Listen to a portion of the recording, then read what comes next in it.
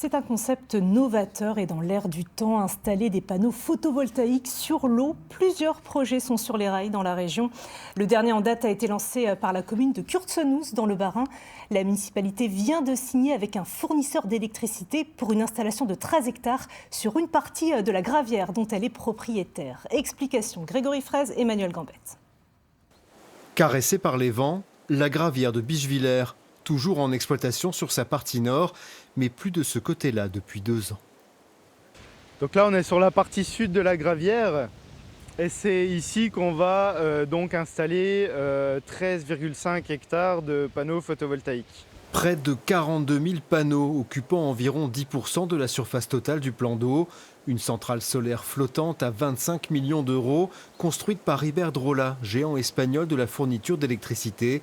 Selon ses estimations, l'installation permettra de produire chaque année l'équivalent de la consommation de 10 000 foyers.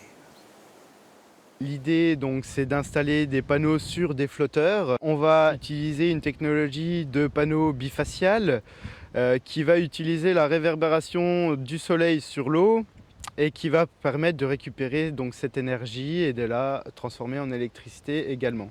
Une installation comparable à celle de Piolingue dans le Vaucluse, première du genre en France, mise en service en 2019. C'était alors la plus grande d'Europe. Depuis, le concept intéresse de plus en plus.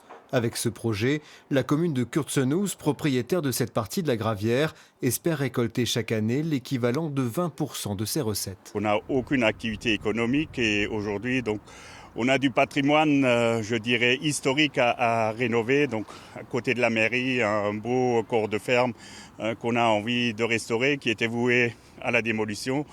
On a besoin d'1 million d'euros. J'espère que le projet va nous accompagner sur ce sujet. Dans le département du Bas-Rhin, particulièrement doté en Gravière, une demi-douzaine de projets de centrales flottantes sont lancés.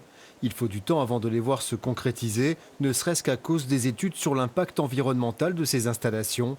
Celle de Kurtzenhoes pourrait être mise en service en 2026.